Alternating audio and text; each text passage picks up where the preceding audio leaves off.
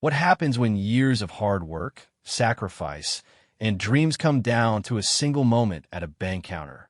What happens when the color of your skin becomes more important than the numbers on your check? This is the story of Marcus Williams, a man whose life changed forever when he walked into First National Bank with a $10 million check and walked out with something far more valuable than money: justice, respect, and a lesson that would echo through the halls of corporate America. In a world where assumptions can destroy lives and prejudice can cost millions, one woman's snap judgment would trigger a chain of events that no one saw coming. This isn't just a story about money. It's about dignity, respect, and what happens when the system finally works the way it should. Get ready for a journey that will make you question everything you think you know about success, prejudice, and the power of doing what's right. Marcus Williams stood in the parking lot of First National Bank, staring at the imposing glass building that stretched toward the cloudy Tuesday sky. His weathered hands gripped the steering wheel of his 15-year-old Honda Civic, the same car that had carried him through countless struggles and small victories. Today was different. Today, everything was about to change. The check in his jacket pocket felt heavier than paper had any right to feel. $10 million. The numbers seemed impossible, even to him. Just 6 months ago, he had been working double shifts at the automotive plant, saving every penny he could while secretly developing what would become the most revolutionary car safety technology in decades. His invention, a smart collision prevention system, had just been purchased by a major automotive manufacturer, and the check in his pocket represented not just money, but validation of 20 years of tireless work. Marcus had grown up in the east side of Detroit, where dreams often died before they had a chance to bloom. His mother, Sarah Williams, had cleaned office buildings at night to put food on the table after his father left when Marcus was 12. She would come home exhausted at dawn, her hands raw from industrial cleaners, but she never complained. Instead, she would sit with Marcus at their small kitchen table, helping him with his homework by the light of a single lamp, always reminding him that education was the one thing no one could take away. "Baby, your mind is your most powerful tool," she would say, her voice hoarse from exhaustion. "Use it to build something better than what we have now." Those words had carried Marcus through community college, where he studied engineering while working at a local garage to pay for his books and supplies.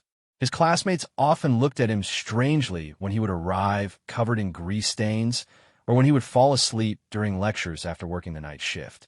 But Marcus had learned something valuable from his mother's example.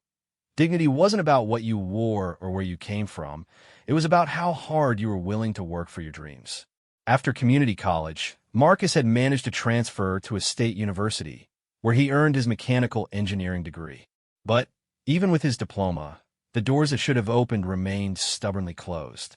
Job interview after job interview ended with polite rejections and vague explanations. He was overqualified for some positions and not quite the right fit for others. The pattern became so familiar that Marcus began to understand the unspoken language of corporate rejection. Finally, he had taken a job at Morrison Automotive Plant, where he worked on the assembly line during the day and pursued his passion for automotive safety technology in the evenings. His small apartment became a makeshift laboratory, filled with circuit boards, sensors, and computer equipment that he had slowly accumulated over the years. His neighbors complained about the late-night noise of his testing, but Marcus was too focused on his vision to care about their grumbling. The breakthrough had come on a rainy Thursday evening in November. Marcus had been working on a particularly stubborn algorithm when suddenly all the pieces fell into place. His collision prevention system could predict potential accidents with 96% accuracy, giving drivers precious seconds to react or allowing the car's automated systems to take control. The technology was elegant, affordable to manufacture, and could potentially save thousands of lives every year. But having the technology was only half the battle. Marcus spent months trying to get meetings with automotive companies, sending proposal after proposal to executives who rarely bothered to respond. When he finally managed to secure a few meetings, he was often treated as a curiosity rather than a serious inventor. One executive had actually asked him if he had stolen the technology from his employer, a question that had made Marcus's hands shake with anger and humiliation. The turning point had come when Dr. Jennifer Chun, a respected automotive safety expert, had seen Marcus's presentation at a small engineering conference. She immediately recognized the brilliance of his invention and helped him navigate the complex world of patents and corporate negotiations. With her guidance and endorsement, Marcus had finally gained the attention he deserved. The bidding war that followed had been surreal.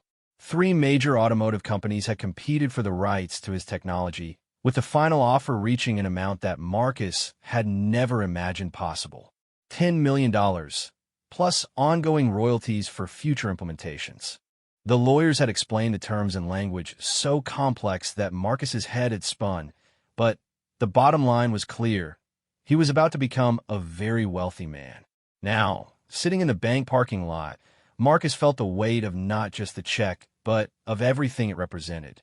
This money would allow him to take care of his mother, who was now retired but struggling with mounting medical bills. It would let him start his own research company, where he could continue developing life-saving technologies without having to justify his ideas to skeptical executives. Most importantly, it would prove to everyone who had doubted him that a kid from Detroit's East Side could achieve something extraordinary. Marcus straightened his tie, a simple blue one that he had purchased specifically for this occasion. His suit was off the rack from a department store, but it was clean and pressed, and it made him feel professional. He had learned long ago that appearance mattered in the business world, even when it shouldn't. As he walked toward the bank entrance, he thought about his mother's words: "Hold your head high, baby. You've earned your place at any table." The bank's lobby was all marble and mahogany, designed to impress and intimidate. Marcus had chosen First National Bank because of their reputation for handling large transactions and their supposed commitment to customer service. He had called ahead to schedule an appointment, explaining that he needed to deposit a substantial check and discuss investment options. The representative had been polite and professional on the phone, assuring him that they would be happy to assist with his banking needs. Marcus approached the customer service desk, where a young man in a crisp white shirt directed him to wait for Patricia Henderson, the branch's assistant manager. Marcus took a seat in the designated area, observing the quiet efficiency of the bank's operations. Well-dressed customers moved in and out of private offices, conducting business with the kind of casual confidence that came from old money and established relationships. After a few minutes, Patricia Henderson emerged from her office. She was a woman in her early 40s, with perfectly styled blonde hair and a navy blue suit that screamed authority. Her smile was professional, but cool as she approached Marcus, her eyes quickly taking in his appearance with the kind of assessment that people in the financial industry had perfected. "Mr. Williams?" she asked, extending a manicured hand. "I'm Patricia Henderson. Thank you for coming in today." Marcus stood and shook her hand, noting the brief hesitation in her grip. "Thank you for seeing me, Ms. Henderson. As I mentioned on the phone, I have a substantial deposit to make and would like to discuss some investment opportunities." Patricia nodded and gestured toward her office. "Of course. Please follow me, and we'll get you taken care of." As they walked through the bank, Marcus noticed the way other employees glanced in their direction. Some looks were merely curious, but others carried a subtle tension that Marcus had learned to recognize over the years. He pushed the feeling aside, focusing instead on the positive change that this deposit would bring to his life. Patricia's office was smaller than Marcus had expected, with generic corporate artwork on the walls and a desk that seemed too large for the space. She settled into her chair with practiced efficiency and opened a folder, pen poised to take notes. "Now then, Mr. Williams, you mentioned a substantial deposit. What exactly are we talking about?" Her tone was professional, but there was something in her voice that suggested she was already making assumptions about what constituted substantial in Marcus's world. Marcus reached into his jacket pocket and carefully withdrew the check. He had looked at it so many times over the past few days that he had memorized every detail, the company letterhead, the precise handwriting of the amount in words, the authorized signatures that made it official.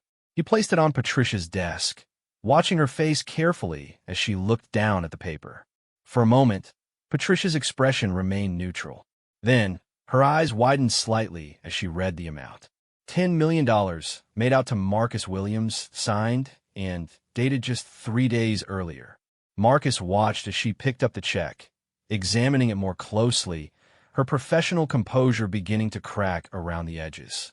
"This is quite a large amount," Patricia said slowly, her voice carrying a new note of suspicion. "May I ask the source of these funds?" Marcus had anticipated this question and had prepared his documentation accordingly. From his briefcase, he pulled out a folder containing the purchase agreement for his technology, patent documentation, and a letter from the automotive company's legal department confirming the transaction. He placed these documents on Patricia's desk with calm confidence. "I'm an inventor," Marcus explained. "I recently sold a patent for automotive safety technology to Meridian Motors. This check represents the initial payment for that sale." Patricia barely glanced at the documents before setting them aside. Her attention remained fixed on the check, and Marcus began to sense that something was wrong. The professional courtesy that had characterized their initial interaction was fading, replaced by something colder and more suspicious. "Mr. Williams, I'm going to need to make some phone calls to verify this transaction," Patricia said, her tone now carrying an unmistakable edge. Checks of this magnitude require additional scrutiny, particularly given the circumstances. Marcus felt a familiar tightness in his chest, the same feeling he had experienced in countless other situations where his credibility had been questioned without cause. "What circumstances would those be, Ms. Henderson?" Patricia's smile was thin and patronizing. "I'm sure you understand that we have protocols in place to prevent fraud and money laundering.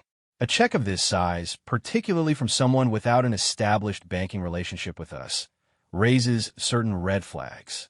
The phrase "certain red flags" hung in the air like a challenge. Marcus looked at Patricia's face and saw something he had hoped he would never encounter again.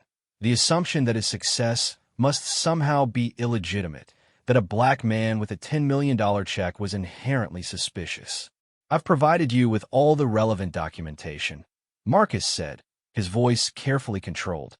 "The transaction is completely legitimate, and I'm prepared to provide any additional information you might need."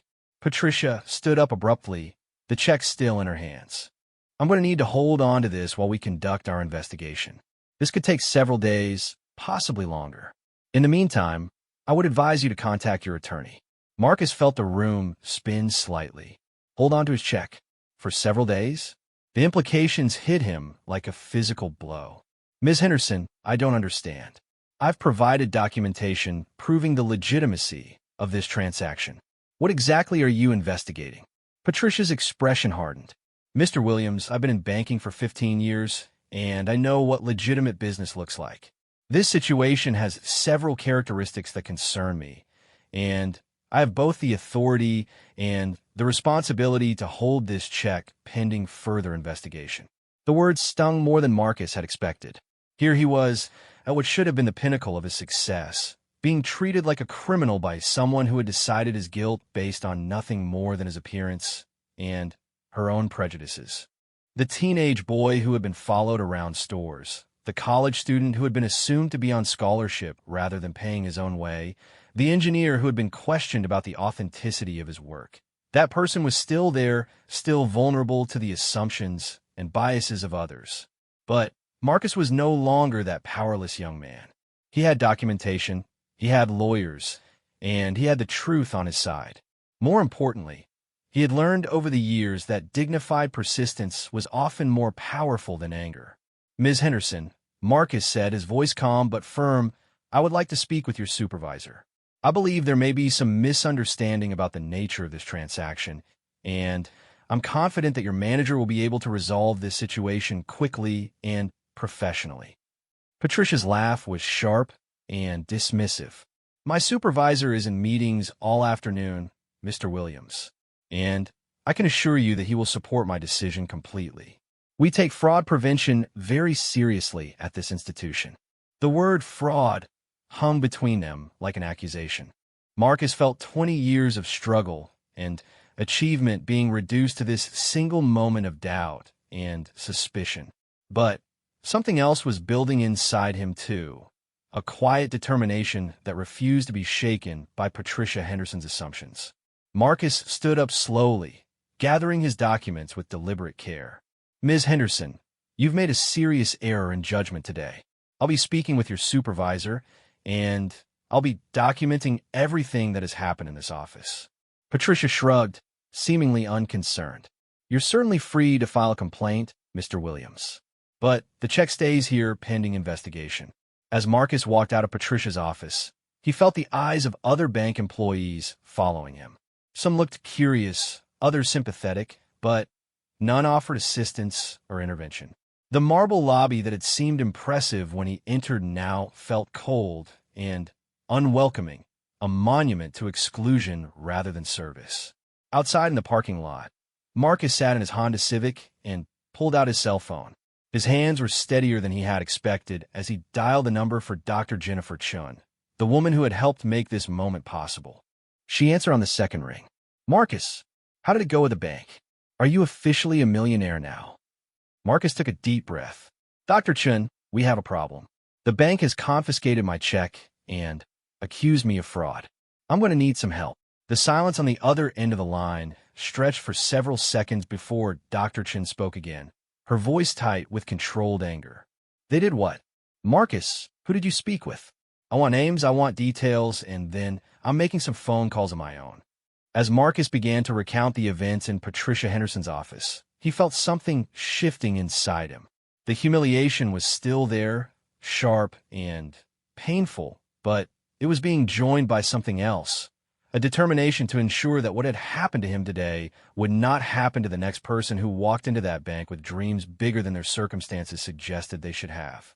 20 blocks away, in the executive offices of First National Bank, Regional Manager Robert Morrison was finishing up a call with the bank's largest commercial client when his assistant knocked on his door.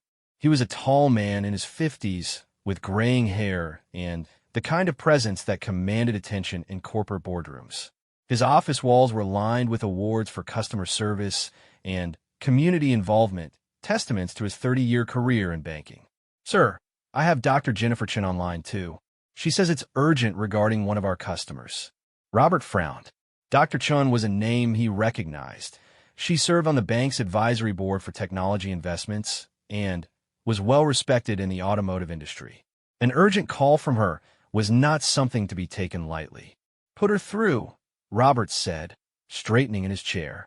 Dr. Chin's voice was crisp and professional, but Robert could hear the underlying tension. Robert, I need to ask you about a customer of yours, Marcus Williams.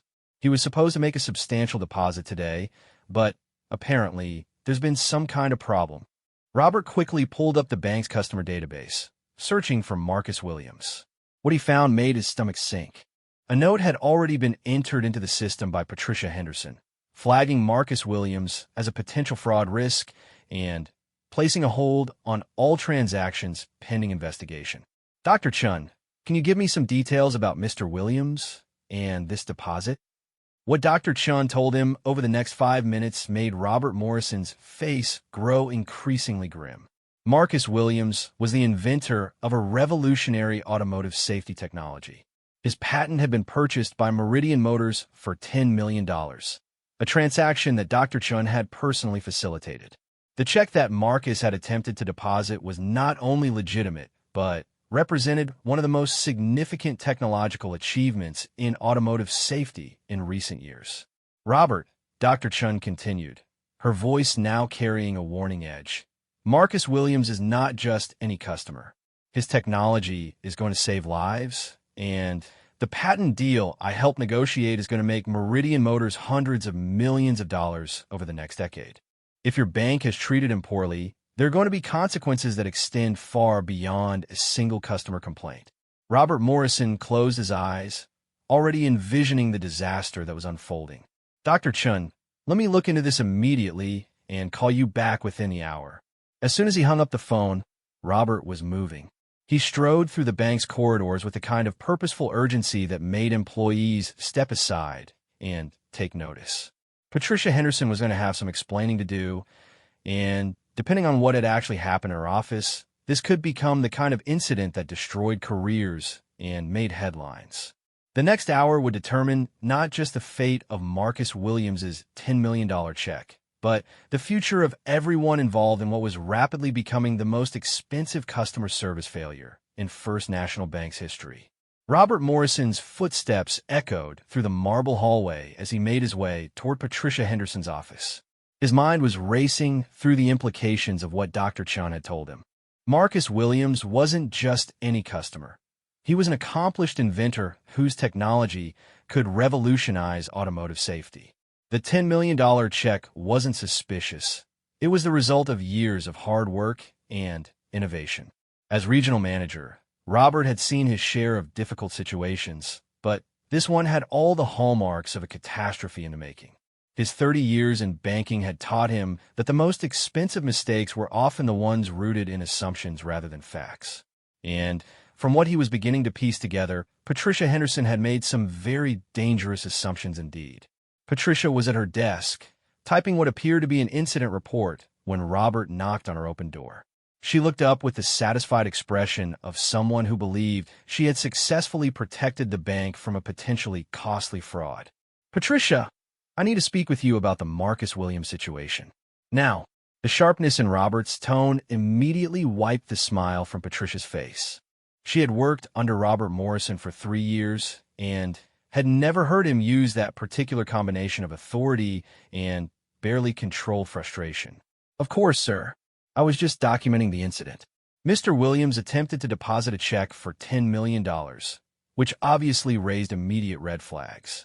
The documentation he provided appeared questionable, and his demeanor suggested he wasn't being entirely truthful about the source of the funds. Robert stepped into the office and closed the door behind him. "Patricia, tell me exactly what happened, step by step, and I want every detail." Patricia launched into her account of the meeting, describing Marcus Williams as evasive and suspicious when asked about the check's origins. She explained her decision to hold the check pending investigation, emphasizing her years of experience in identifying potential fraud. "He became agitated when I questioned the legitimacy of the funds," Patricia continued. "In my professional opinion, his reaction was consistent with someone who had something to hide. I followed all proper protocols for handling suspicious transactions." Robert listened with growing alarm. Patricia's description of Marcus Williams's suspicious behavior sounded like nothing more than a man who was frustrated at being treated like a criminal. Her protocols appear to be based more on gut feelings and assumptions than on any actual evidence of wrongdoing. "Patricia, did you actually examine the documentation Mr. Williams provided?" "I glanced at it, but sophisticated fraud often involves convincing paperwork. What concerned me more was the overall situation. A $10 million check from someone who didn't look like he belonged in that kind of transaction. The phrase, 'didn't look like he belonged,' hung in the air between them." Robert felt his stomach sink as he realized the full scope of what had happened.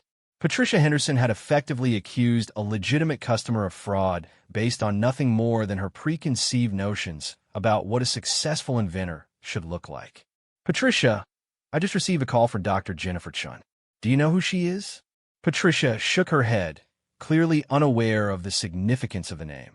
"Dr. Chun serves on our advisory board and is one of the most respected automotive safety experts in the country. She personally facilitated the patent deal that resulted in Mr. Williams's $10 million check.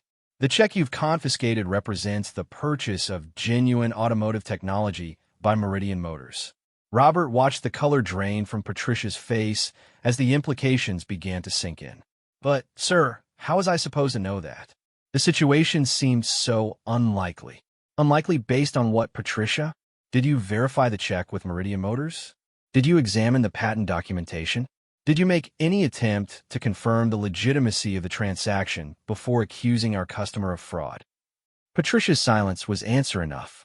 Robert felt a familiar anger building, the kind that came from watching preventable disasters unfold due to poor judgment and lazy thinking. Sir, I was following standard procedures for large deposits from new customers. We're supposed to be cautious about potential money laundering and fraud. Caution involves verification, Patricia. What you did was make assumptions. And those assumptions have just cost this bank a relationship with one of the most promising inventors in the automotive industry.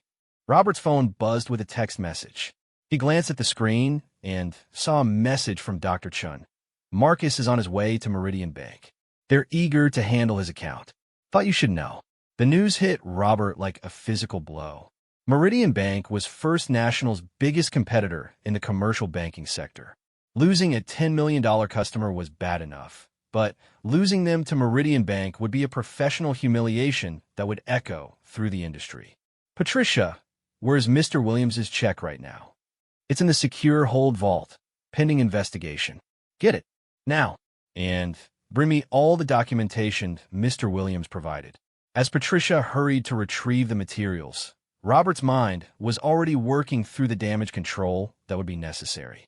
But his first priority was tracking down Marcus Williams and attempting to salvage what might already be a lost cause. Meanwhile, Marcus Williams sat in his Honda Civic in the parking lot of Meridian Bank, staring at his cell phone. The conversation with Dr. Chun had led to a flurry of phone calls, including one from James Mitchell, the Senior Vice President of Commercial Banking at Meridian Bank. Mitchell had been appalled by Marcus's experience at First National and had personally guaranteed that Meridian Bank would handle his account with the respect and professionalism he deserved. Marcus felt emotionally drained by the events at First National, but there was also a growing sense of vindication. Dr. Chin's intervention had not only solved his immediate problem, but had also revealed the extent to which his treatment had been inappropriate and unprofessional. His phone rang, displaying a number he didn't recognize with a First National Bank prefix. Marcus hesitated before answering. Mr. Williams? This is Robert Morrison, Regional Manager at First National Bank. I understand there was an incident today with your deposit, and I would very much like to speak with you about resolving this situation. Marcus's first instinct was to hang up the phone. He had already endured enough humiliation for one day, and the last thing he wanted was another conversation with someone from First National Bank. But something in Robert Morrison's tone suggested genuine concern rather than the dismissive professionalism he had encountered with Patricia Henderson. Mr. Morrison, I'm not sure what there is to discuss. Your employee accused me of fraud and confiscated my check based on nothing more than her assumptions about my appearance. Mr. Williams, I would like to apologize personally for what happened today. Ms. Henderson acted without proper authorization and made serious errors in judgment. I would very much appreciate the opportunity to meet with you and make this right. Marcus looked at the imposing facade of Meridian Bank, where James Mitchell was waiting to welcome him with the red carpet treatment that First National should have provided. Part of him wanted to simply walk away from the entire situation and let First National Bank deal with the consequences of their employees' prejudice. But another part of Marcus remembered his mother's words about dignity and standing up for what was right. This wasn't just about him. It was about the next person who might walk into Patricia Henderson's office with big dreams and be treated like a criminal because they didn't fit someone's narrow expectations. Mr. Morrison, I'll give you 15 minutes. But I want to make it clear that I'm only doing this because I believe people should be held accountable for their actions. Robert Morrison felt a surge of relief. 15 minutes wasn't much, but it was an opportunity to begin repairing what could otherwise become a public relations nightmare for the bank. Thank you, Mr. Williams. Would you be willing to come back to the bank? I can meet with you in my office, and I promise you'll be treated with the respect you should have received from the beginning. 20 minutes later, Marcus found himself back in the marble lobby of First National Bank, but this time the experience was dramatically different. Robert Morrison personally met him at the entrance, accompanied by two other senior executives whose presence made it clear that Marcus Williams was now being taken very seriously indeed. Robert Morrison was everything that Patricia Henderson was not: genuinely apologetic, thoroughly professional, and clearly committed to understanding exactly what had gone wrong. His office was spacious and impressive, with floor-to-ceiling windows overlooking the city and walls lined with genuine achievements rather than corporate platitudes. Mr. Williams, before we begin, I want to offer you a sincere apology for the treatment you received today. What happened in Ms. Henderson's office was unacceptable and does not represent the values or standards of First National Bank. Marcus studied Robert Morrison's face, looking for signs of the same dismissive attitude he had encountered earlier. Instead, he saw genuine concern and what appeared to be authentic regret. Mr. Morrison, with respect, I've heard plenty of apologies over the years that didn't mean much when it came to actual change. What I want to know is what you're going to do to ensure that other people don't go through what I experienced today. Robert Morrison nodded, appreciating the directness of Marcus's question. That's exactly what I want to discuss with you. But first, let me return this to you. Robert placed Marcus's check on the desk between them, along with all the documentation that Patricia Henderson had barely glanced at. The sight of his check lying there, the tangible representation of years of work and struggle, brought back the full emotional impact of the morning's events. Mr. Williams, I've reviewed the documentation you provided, and I've spoken with Dr. Chen about your patent sale. Your transaction is not only legitimate, but represents one of the most impressive technological achievements I've encountered in my 30 years in banking. Robert opened a folder that contained printed materials about Marcus's collision prevention technology. I took the liberty of researching your invention, and I have to say, the potential impact of your technology is extraordinary. The fact that our bank initially failed to recognize your accomplishment is both embarrassing and unacceptable. Marcus felt some of the tension leave his shoulders. For the first time since walking into the bank that morning, he was being treated like the accomplished professional he had earned a right to be. Mr. Morrison, I appreciate your apology, and I'm glad that you understand the legitimacy of my transaction. But what concerns me is how easily your employee was able to make assumptions about me based on nothing more than her prejudices. Robert Morrison leaned forward, his expression grave. Mr. Williams, I want to be completely transparent with you about what I've learned.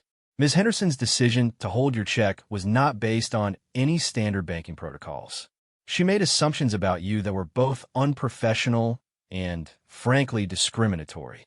The word discriminatory hung in the air between them.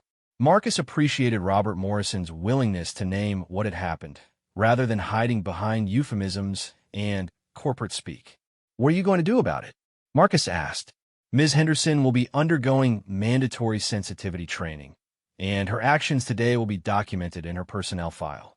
Additionally, I'm implementing new protocols for handling large deposits to ensure that legitimate customers are never again subjected to the kind of treatment you experienced. Marcus nodded, but wasn't entirely satisfied. And what about accountability? What message does it send if someone can accuse a customer of fraud based on prejudice and face nothing more than additional training? Robert Morrison was quiet for a moment, clearly weighing his response carefully. Mr. Williams, I can't discuss specific personnel actions, but I can assure you that this incident will have significant consequences for Ms. Henderson's future with this bank. The subtext was clear. Patricia Henderson's career at First National Bank was effectively over, even if Robert Morrison couldn't say so directly. Mr. Morrison, I want to make something clear. I'm not looking for revenge, and I don't take pleasure in seeing someone lose their job. But what happened today cannot be allowed to happen to other people. Robert Morrison felt a surge of respect for Marcus Williams. Even after being humiliated and mistreated, the man was focused on preventing future injustices rather than seeking personal satisfaction. Mr. Williams, would you be willing to work with us on developing better training protocols for our staff? Your perspective would be invaluable in helping us ensure that all customers are treated with dignity and respect. Marcus considered the offer. Working with First National Bank on improving their practices would be a constructive way to channel his frustration in a positive change. It would also give him a platform to advocate for others who might face similar discrimination. I'd be open to that discussion, Mr. Morrison, but I want to be clear about my expectations. Any training program we develop needs to address not just the technical aspects of customer service, but the underlying biases that led to today's incident. Robert Morrison smiled for the first time since learning about the situation. "Mr. Williams, I think you and are going to work very well together." As their meeting continued, Marcus found himself cautiously optimistic about the possibility of turning a negative experience into something positive. But he also knew that real change would require more than good intentions and corporate policies. It would require a fundamental shift in how people like Patricia Henderson saw people like him. 3 floors below, Patricia Henderson sat in the Human Resources office, listening to a detailed explanation of the disciplinary action being taken against her. Her 15 years with the bank, her previously clean record, and her claims of following proper procedures had not been enough to save her from the consequences of her assumptions about Marcus Williams. The check that she had been so certain was fraudulent was being deposited into Marcus Williams's new account at that very moment, along with a formal letter of apology from the bank's president. Dr. Jennifer Chun had personally called to thank Robert Morrison for his handling of the situation, and Meridian Bank had graciously stepped aside to allow First National to retain Marcus Williams as a customer. But the real consequences were still unfolding.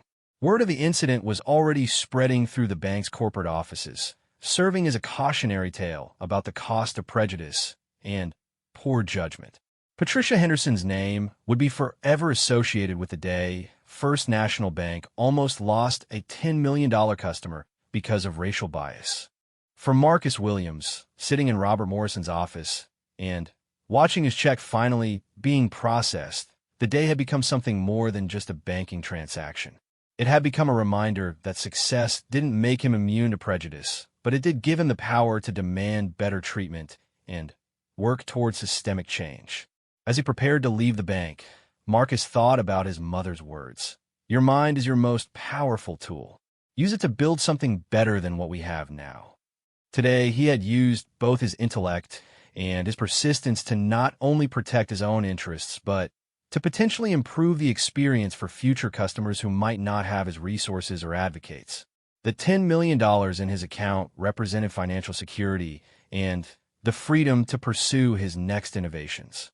But the events of this day had taught him something equally valuable, that true success meant not just achieving your own dreams, but ensuring that others had the opportunity to pursue theirs without facing the barriers of prejudice and assumption. The story was far from over.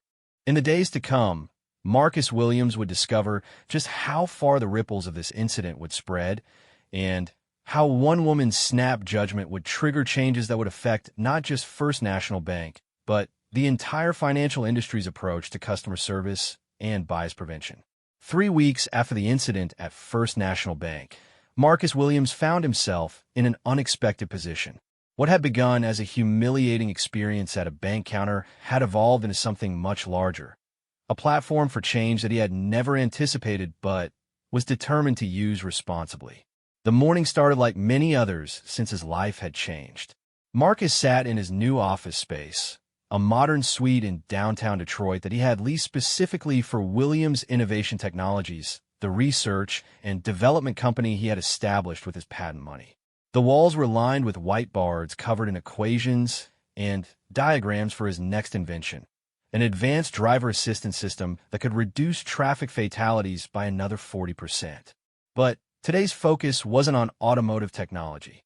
Marcus was reviewing the preliminary report from the consulting firm he had hired to assess bias and discrimination practices in the banking industry. What they had found was both disturbing and sadly unsurprising. Dr. Angela Rodriguez, the lead consultant, had spent 2 decades studying institutional bias in financial services. Her report painted a picture of an industry where informal discrimination was so common that it was often invisible to those perpetrating it.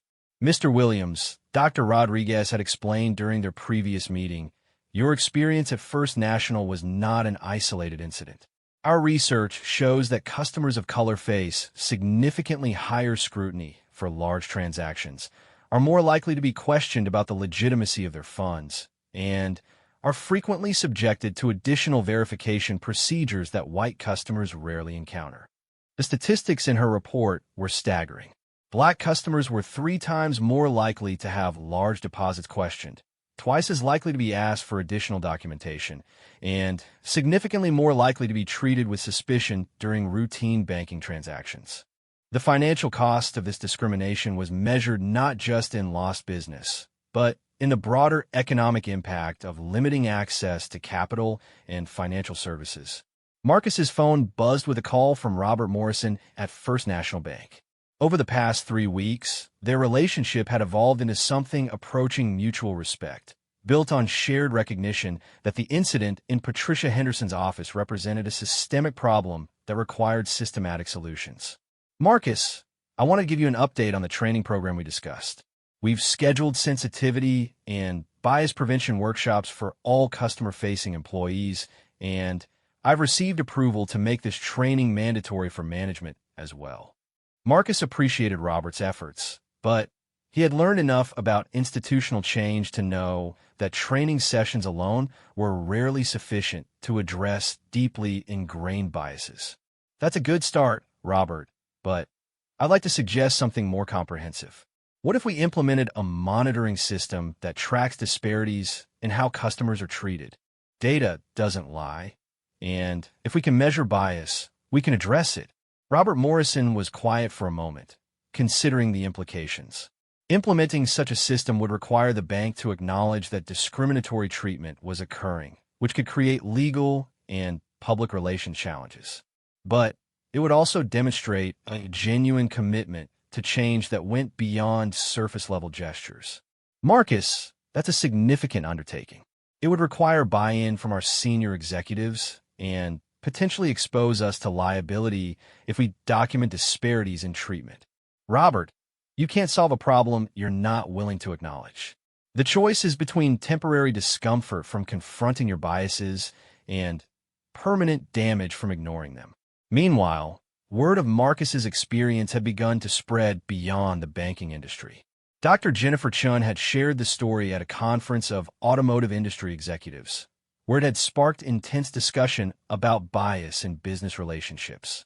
Several major companies had reached out to Marcus, eager to avoid their own public relations disasters by proactively addressing discrimination in their organizations. The most significant call had come from David Kumar, the CEO of Meridian Motors, the company that had purchased Marcus's patent. David was a progressive leader who had built his company's reputation on innovation and social responsibility, and he was disturbed to learn that the inventor of their most promising new technology had faced discrimination immediately after their business transaction. Marcus, I want to propose something to you, David had said during their phone conversation. What if we established a fund to support inventors and entrepreneurs who face barriers to accessing capital and financial services? Your experience suggests there are probably countless other innovators who never get the chance to develop their ideas because of systemic discrimination. The proposal was intriguing. A fund specifically designed to support inventors from underrepresented communities could address some of the root causes of the innovation gap that Marcus had observed throughout his career. But it would also require careful planning to ensure that it created real opportunity rather than symbolic gestures. Marcus had agreed to consider the proposal, but he had also suggested expanding the scope to include advocacy and policy change. Money was important, but changing the systems that created barriers was equally crucial. On this particular morning, Marcus was preparing for the most significant meeting of his new advocacy efforts. Patricia Henderson had requested a private conversation, mediated by Robert Morrison and a representative from the bank's legal department. Her lawyer had reached out the previous week, suggesting that his client wanted to make amends for her actions. Marcus had initially been skeptical of the meeting. Patricia Henderson had not simply made a mistake. She had made assumptions about him that reflected deeper biases about race and success. A conversation with her could be productive if she was genuinely committed to understanding the impact of her actions, but it could also be an exercise in self-serving damage control. Dr. Rodriguez had encouraged Marcus to take the meeting, arguing that real change often required direct dialogue between those who experienced discrimination and those who perpetrated it. She may never fully understand the impact of her actions, Dr. Rodriguez had said, but The conversation itself could be educational for both of you. The meeting was scheduled for 2 p.m. at a neutral location, a conference room at a downtown law office that specialized in civil rights cases. Marcus arrived early, wanting time to prepare mentally for what would likely be an emotionally difficult conversation.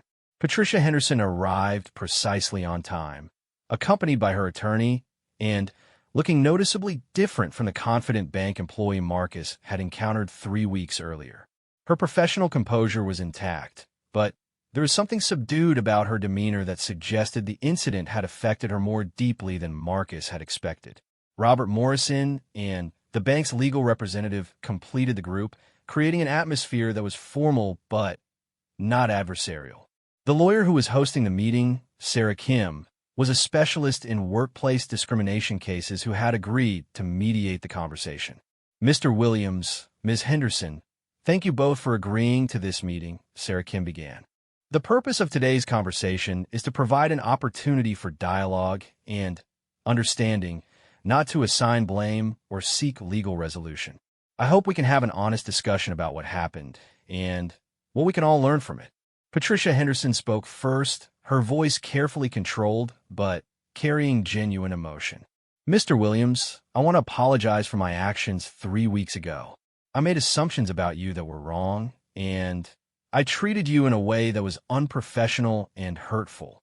Marcus studied Patricia's face, looking for signs of sincerity versus scripted remorse. What he saw was someone who appeared to be genuinely grappling with the consequences of her actions. Ms. Henderson, I appreciate your apology, but I need to understand something. When you looked at my $10 million check and decided it was fraudulent, what specifically led you to that conclusion? Patricia shifted uncomfortably in her chair. I've been thinking about that question for weeks, Mr. Williams. And the honest answer is that I made assumptions based on your appearance and my own preconceived notions about what success looks like. The admission hung in the air. It was more direct than Marcus had expected, and more honest than most people were willing to be about their own biases. Ms. Henderson, can you help me understand how 15 years in banking led to those assumptions? Patricia took a deep breath before responding. Mr. Williams, I grew up in a community where I had very little interaction with people of color. My professional experience was largely with clients who fit a certain profile, white, affluent, with established banking relationships. When I encountered a situation that didn't fit that pattern, I defaulted to suspicion rather than curiosity. Marcus felt a complex mix of emotions.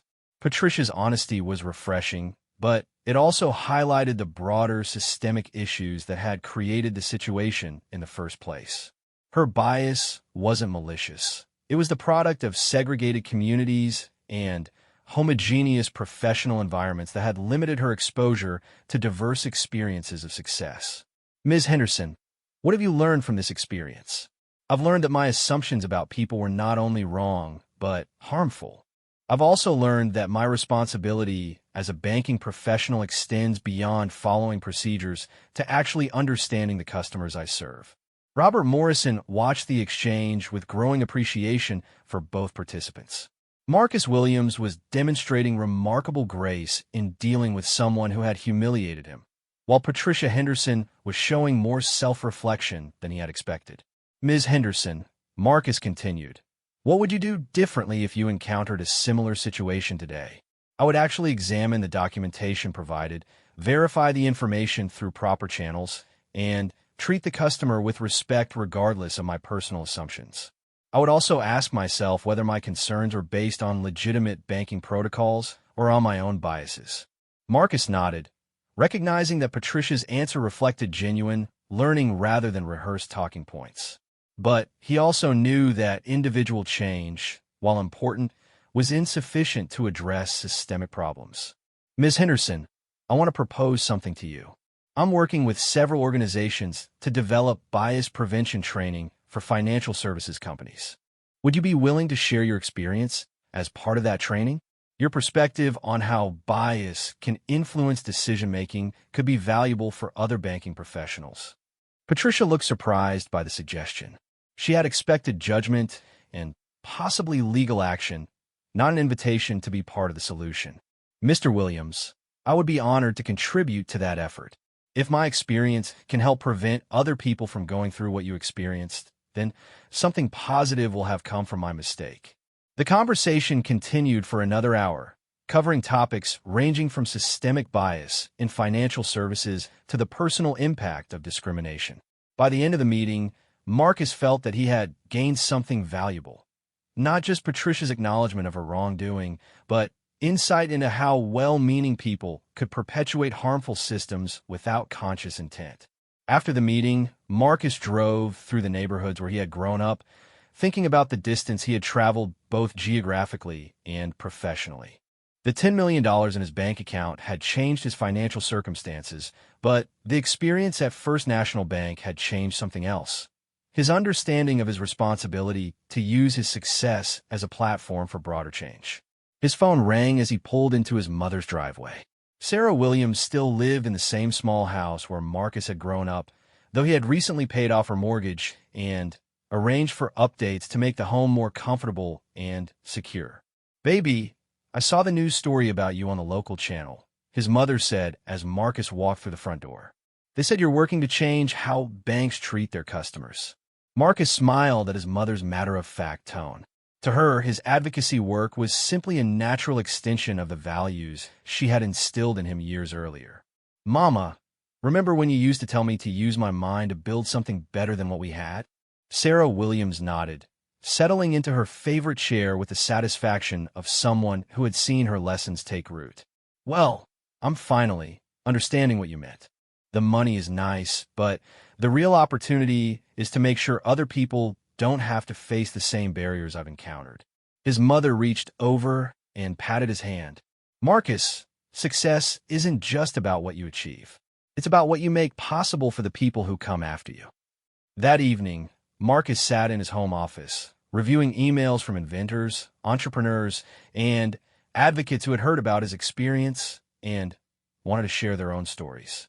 The common thread in their messages was a recognition that his incident at First National Bank had given voice to experiences that were often invisible or dismissed. One email particularly caught his attention. It was from a young Latina engineer named Maria Santos, who had developed a revolutionary water purification system, but had been unable to secure funding because investors questioned the legitimacy of her technical claims. "Mr. Williams, Maria had written, reading about your experience gave me hope that things can change.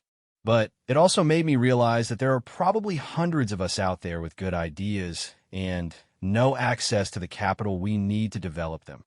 Marcus forwarded Maria's email to David Kumar at Meridian Motors, along with a note suggesting that their proposed innovation fund had found its first potential beneficiary.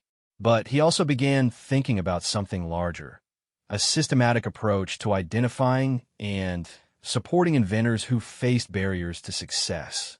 The $10 million check that had caused so much trouble 3 weeks earlier had purchased more than financial security.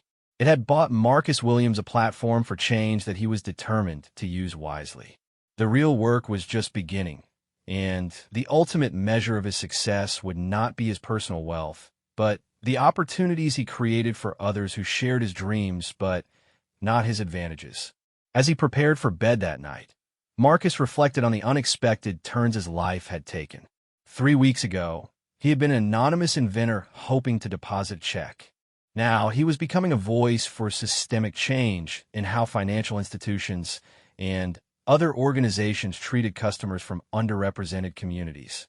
The transformation had been uncomfortable and sometimes painful, but it had also been necessary. Success, Marcus was learning, came with responsibilities that extended far beyond personal achievement. The question was no longer whether he could achieve his dreams, but whether he could help others achieve theirs as well.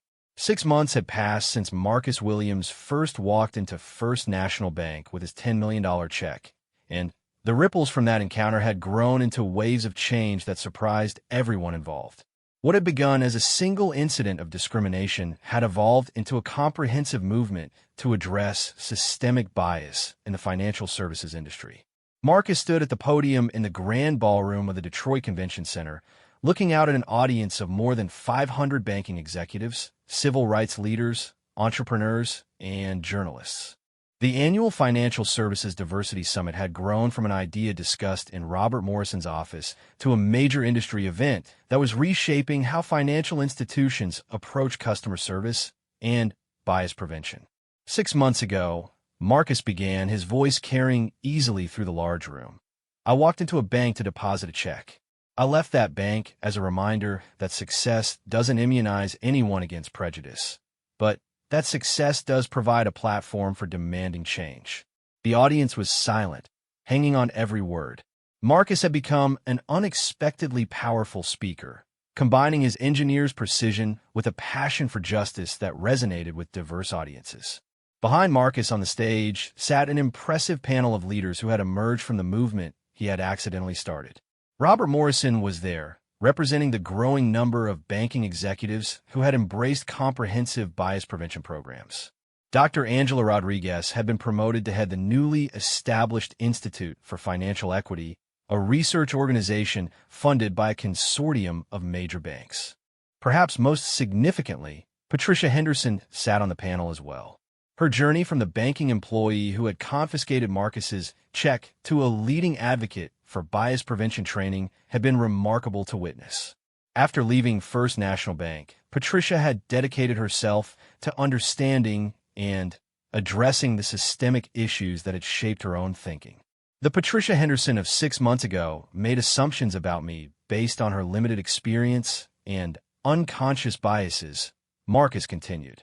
But the Patricia Henderson sitting behind me today has become one of the most effective trainers in bias prevention because she understands both how discrimination happens and how it can be prevented.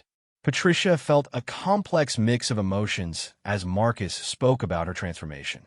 The incident at the bank had cost her a career she had valued, but it had also given her a purpose she had never imagined.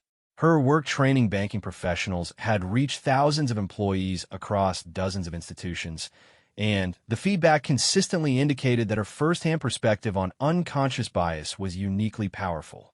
The program that morning had featured presentation after presentation of concrete changes that had emerged from the Williams Initiative, as it had come to be known.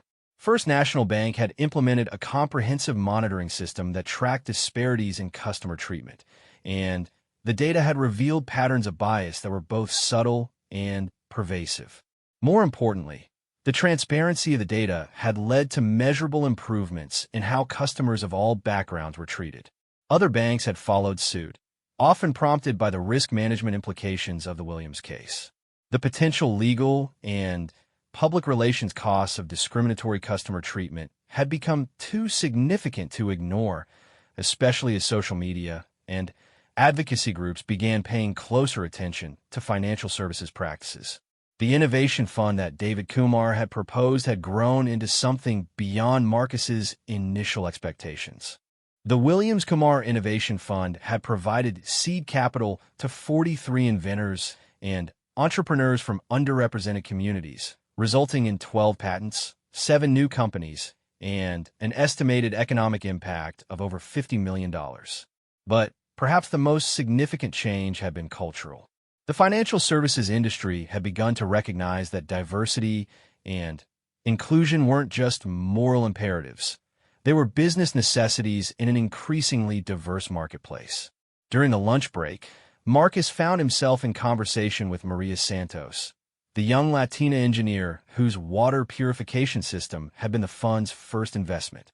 Her technology was now being manufactured by a major environmental company, and she had become a vocal advocate for other inventors facing similar barriers. Marcus, I wanted to thank you again for believing in my work when investors wouldn't even take a meeting with me, Maria said. But more than that, I wanted to let you know about something I've discovered. Maria explained that her success had opened doors not just for herself, but for other Latino inventors who had previously been invisible to venture capital firms and corporate research departments. The fund's investment in her company had sent a signal to the broader investment community that innovation was emerging from unexpected places. It turns out that representation matters not just for fairness, but for innovation itself, Maria continued. When investors only fund people who look like them, they miss entire categories of solutions to problems they've never personally experienced. Marcus nodded, recognizing the broader implications of what Maria was describing. The discrimination he had faced at First National Bank was part of a larger pattern that limited not just individual opportunities, but societal progress itself. As the afternoon sessions began, Marcus participated in a panel discussion about the future of bias prevention in financial services. The conversation was moderated by Dr. Jennifer Chun, whose early support had been crucial in transforming Marcus's humiliation into a platform for change. Marcus, when you first called me from that bank parking lot, did you imagine that your experience would lead to industry-wide changes? Dr. Chun asked. Marcus considered the question carefully. Dr. Chun, I was angry and frustrated, and I wanted justice for what had happened to me. But I didn't initially understand that my individual experience was part of a much larger systemic problem.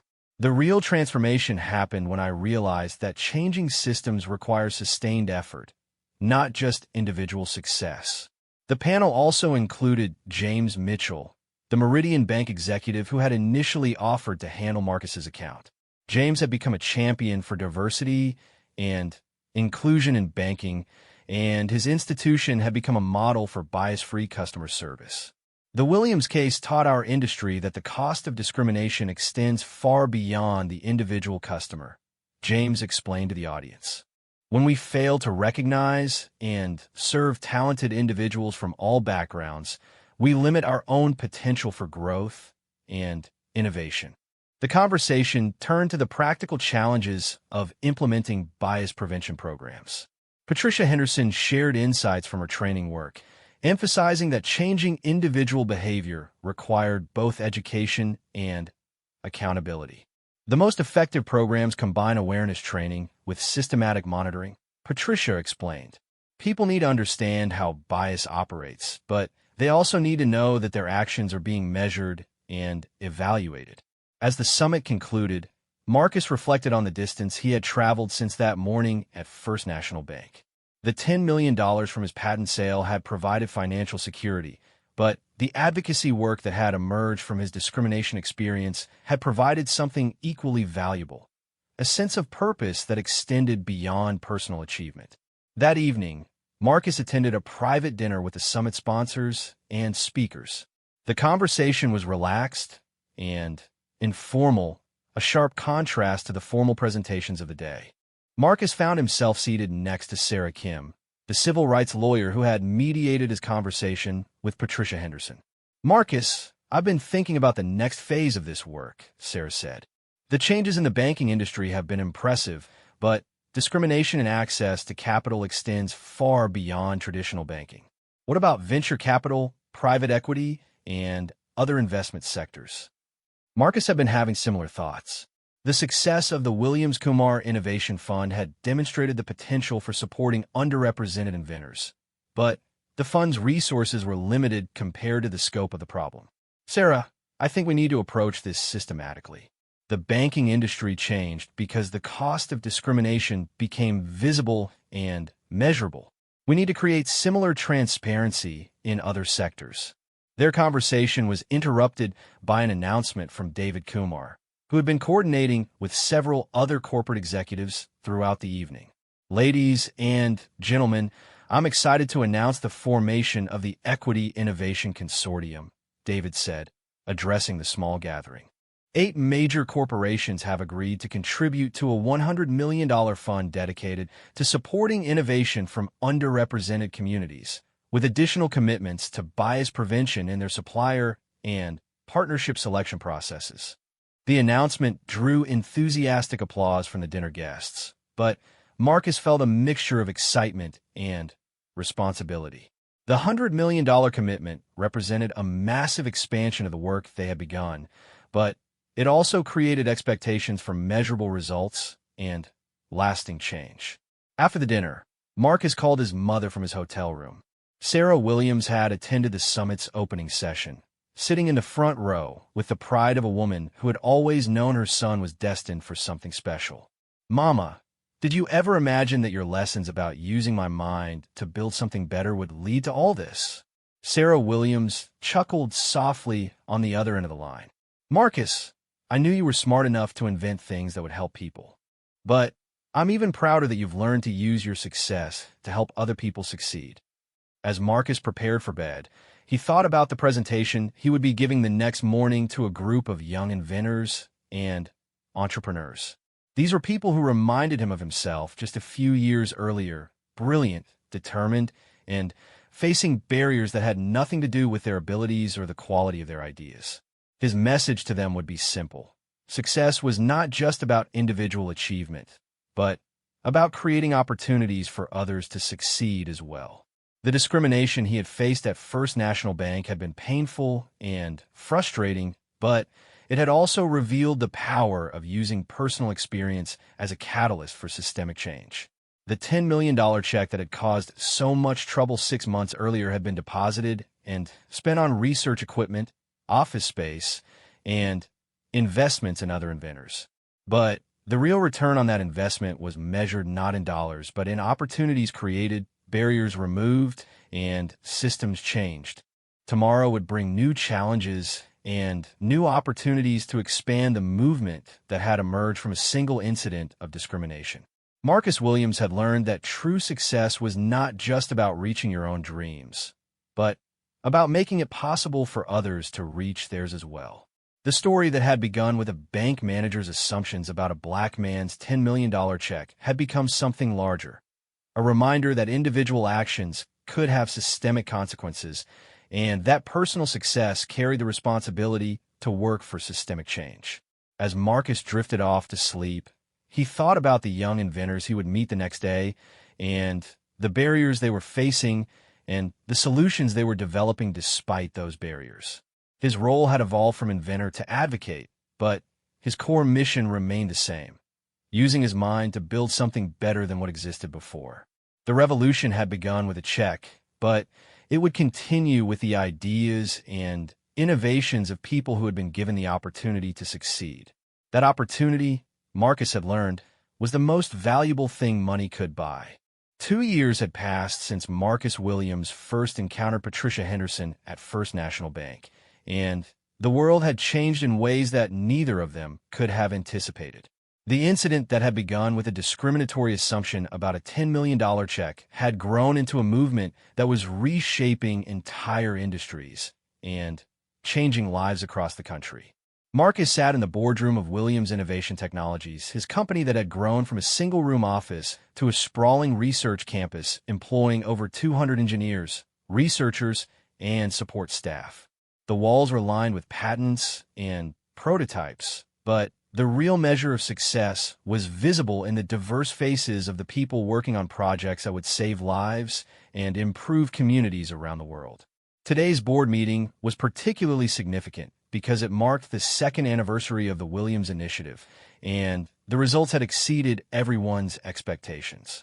Dr. Angela Rodriguez was presenting the annual impact report, and the numbers told a story of systemic change that had begun with a single moment of courage and determination. The Equity Innovation Consortium has now invested in over 300 inventors and entrepreneurs from underrepresented communities, Dr. Rodriguez reported. These investments have resulted in 97 patents, 43 new companies, and an estimated economic impact of over $2 billion. Marcus listened to the statistics with a mixture of pride and humility. The numbers represented more than financial success. They represented lives changed, barriers removed, and opportunities created for people who had previously been invisible to traditional investment networks. But the most significant change had been cultural. The financial services industry had implemented comprehensive bias prevention programs, and the results were measurable. Disparities in customer treatment had decreased by 70% across participating banks, and customer satisfaction surveys showed dramatic improvements in how people of color experience banking services. Patricia Henderson entered the boardroom, carrying her own presentation materials. Her transformation from the bank employee who had confiscated Marcus's check to the director of bias prevention training for the Financial Services Education Foundation had been remarkable to witness. Her programs had trained over 10,000 banking professionals, and her research on unconscious bias had become required reading in business schools across the country. "Marcus, I wanted to share some data from our latest training evaluations," Patricia said, setting down a thick folder of research materials. "We're seeing lasting behavioral changes in employees who complete our comprehensive program, and the retention rates for diverse customers have improved significantly." Marcus nodded, still sometimes amazed by the woman Patricia had become. Her willingness to confront her own biases and work to prevent others from making similar mistakes had made her one of the most effective advocates in the movement. The boardroom door opened again, and Maria Santos entered, followed by David Kumar from Meridian Motors. Maria's water purification company had become a major international corporation, providing clean drinking water to communities in over 30 countries. Her success had inspired a new generation of Latino inventors and entrepreneurs who now had role models and support networks that hadn't existed just 2 years earlier. "Marcus, I have news that I think will interest everyone," David announced. "The White House has asked us to advise on a new federal initiative to address bias in government contracting and procurement processes. They want to apply the lessons we've learned in banking to other sectors." The invitation to work with federal policymakers represented a massive expansion of their advocacy efforts. Government contracting represented hundreds of billions of dollars in annual spending, and ensuring equitable access to those opportunities could transform entire communities. But Marcus was also aware of the challenges that came with such high-profile work. Political pressures and partisan divisions could complicate efforts to address discrimination, and the stakes were much higher when working with federal agencies. "David, I think we should accept the invitation, but with clear parameters about our independence and our commitment to data-driven solutions," Marcus responded. "We've succeeded because we've focused on measurable outcomes rather than political rhetoric." As the meeting continued, each board member reported on their respective areas of responsibility. The Williams Kumar Innovation Fund had grown to support inventors in 15 different technology sectors, from medical devices to renewable energy systems. The training programs had expanded beyond banking to include venture capital firms, corporate procurement departments, and university technology transfer offices. Perhaps most significantly, the work had begun to address systemic issues that extended far beyond individual cases of discrimination. Research funded by the consortium had revealed patterns of bias in everything from patent examination processes to technology journalism, leading to policy changes that were creating more equitable opportunities for innovation. After the board meeting, Marcus drove to his old neighborhood, a weekly ritual that kept him connected to his roots and reminded him of the distance he had traveled. His mother still lived in the same house, though it had been extensively renovated and was now surrounded by a small but thriving community garden that Marcus had funded. Sarah Williams was in her garden when Marcus arrived, tending to tomatoes and peppers with the same careful attention she had once devoted to his homework.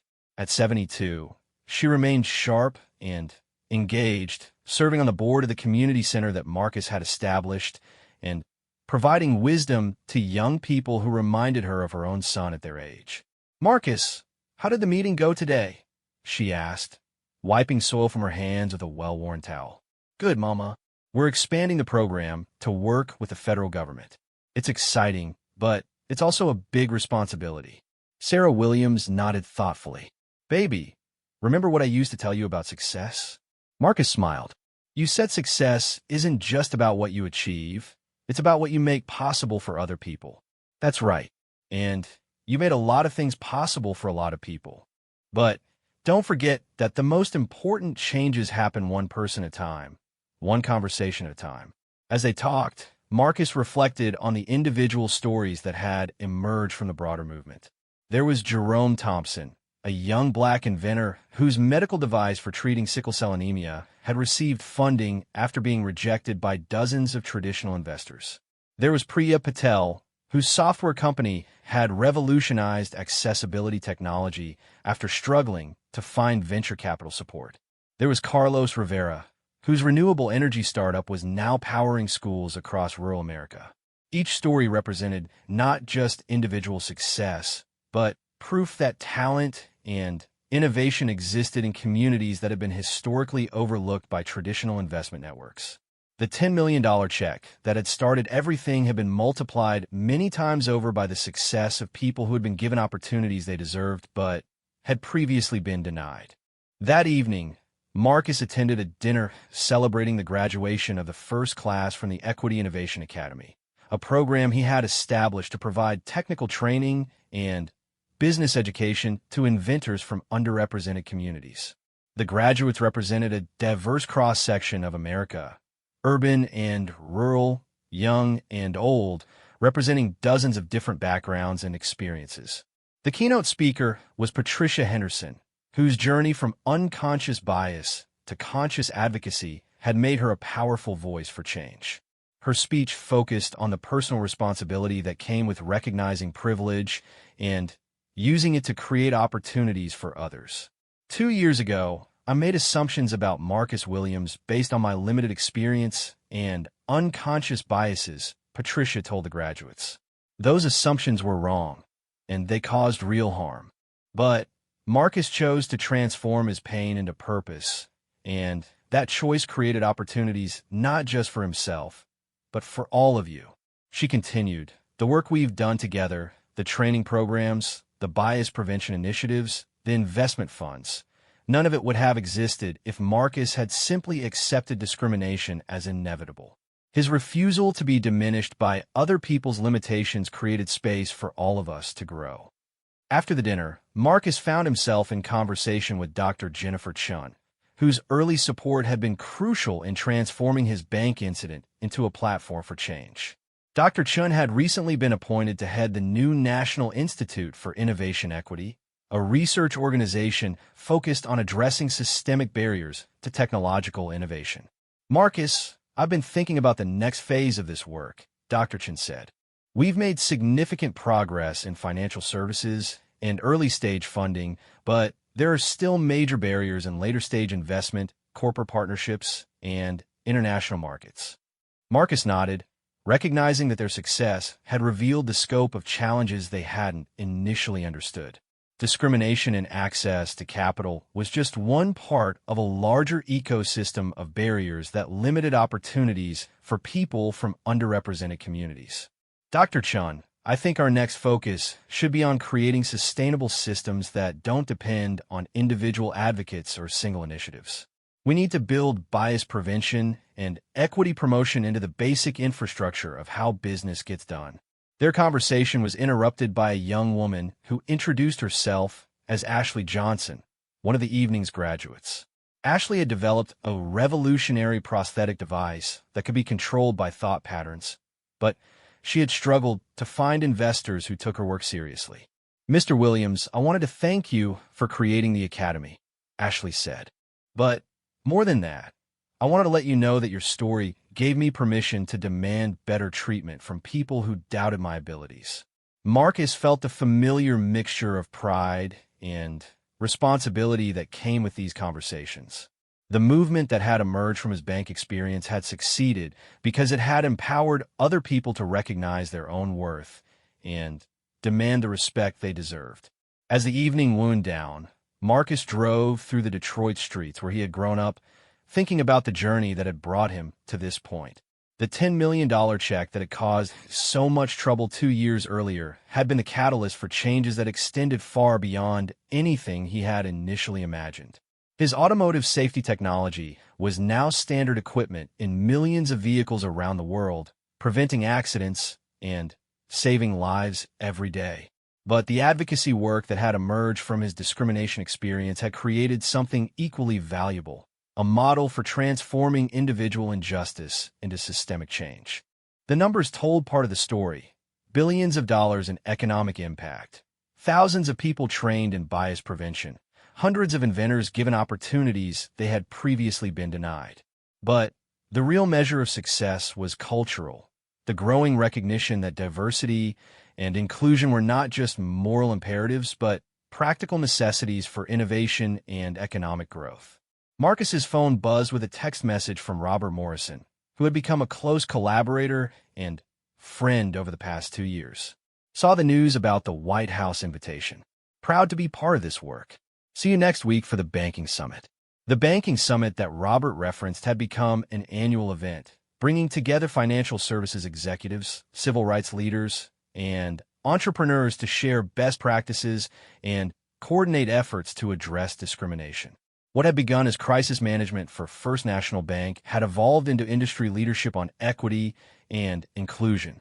As Marcus pulled into his driveway, he thought about the presentation he would be giving the next morning to a group of high school students from his old neighborhood.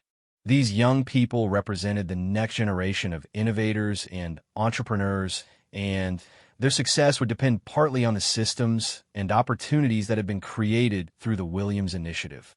His message to them would be the same one his mother had given him years earlier. Use your mind to build something better than what exists now.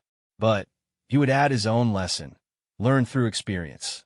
Success comes with the responsibility to create opportunities for others.